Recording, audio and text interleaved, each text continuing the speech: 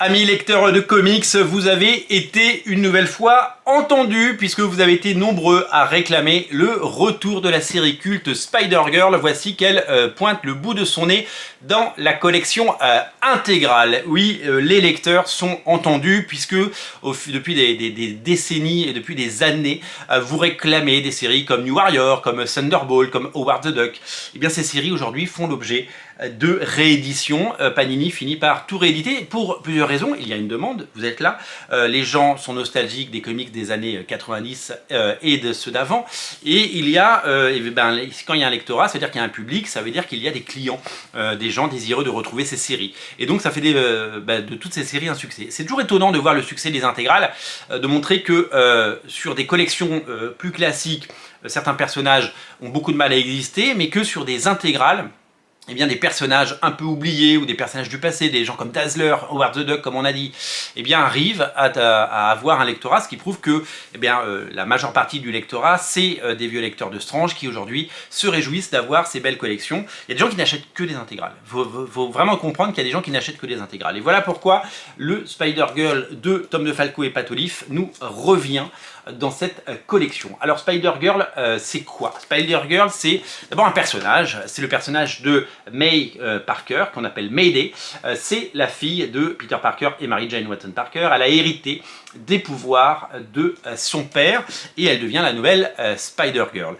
C'est donc un récit à la fois futuriste, sorte de what if, puisque ça se passe dans une réalité qui n'est pas la nôtre, dans un futur alternatif où on va découvrir ce personnage. Cette série est devenue culte à l'époque et elle a cartonné. À l'époque, Marvel a lancé une nouvelle gamme, comme il le faisait souvent. On est en 1998. 1998, c'est le label Marvel Knight, par exemple, avec Daredevil par Kevin Smith.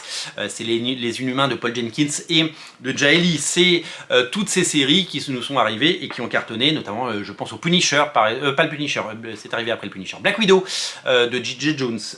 Spider-Girl est lancé dans le label, je vous montre, regardez, il y a marqué Marvel Comics 2. Ils avaient lancé le MC2 à l'époque c'était pour séduire une nouvelle génération de lecteurs, c'était pour rafraîchir les héros, comme ils l'ont fait avec Spider-Man Chapter 1 avant ça, comme ils l'avaient fait avec Heroes Reborn avant ça, et comme ils le referont encore une fois avec des séries comme Ultimate Spider-Man 2 ans après, seulement 2 ans après.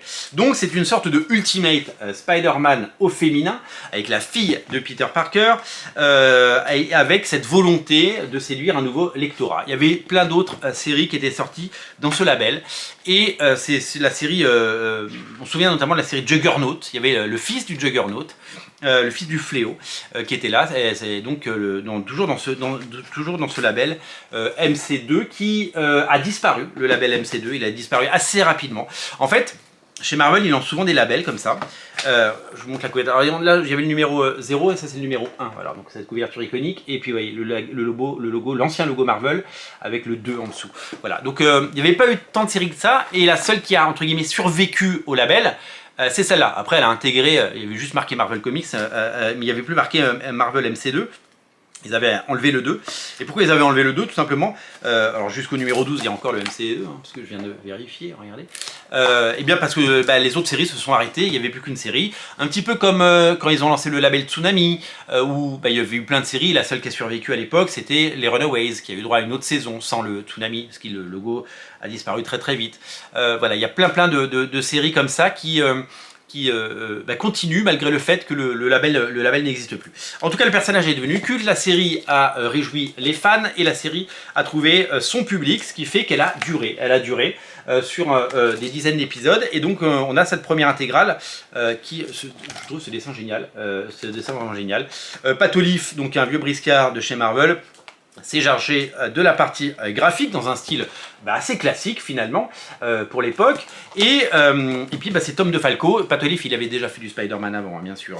Pat Olliffe qui s'occupe du scénario. Au dessin, on a également Ron Frenz qui est également scénariste de cette série et donc on va découvrir une jeune fille forte, avec ses pouvoirs, avec sa vie, avec ce doux mélange comme Marvel sait le faire d'aventure et d'histoire dans lesquels eh bien, il se passe énormément de choses, à la fois du côté humain, interaction avec les autres personnages, mais de l'action. Donc vraiment, cette série fait partie des séries totalement cultes que vous avez réclamées et qu'on redécouvre avec gourmandise. Voilà, c'est vraiment une super nouvelle et je pense que ça va cartonner. Je pense que ça va être un véritable succès et je pense que vous allez être très nombreux à pouvoir découvrir cette série. On fera un page à page bien entendu dans les prochains jours. Je mets sur ma pile de page à page et je vous programme ça très très vite. En attendant, c'est disponible chez votre libraire. Pensez à faire bosser votre libraire, c'est important. Votre libraire il a besoin de vous, Amazon n'a pas besoin de vous. Jeff Bezos est déjà milliardaire, je vous l'ai déjà dit. Salut, merci à tous et on se reparle très très vite. Lisez Spider-Girl, vous avez été entendu et j'espère que ça vous plaira de redécouvrir cette série. Merci à tous, merci à vous et on se reparle à très très bientôt sur Radio Comics. Merci pour votre fidélité, merci d'être si nombreux et n'oubliez pas de vous abonner. Salut!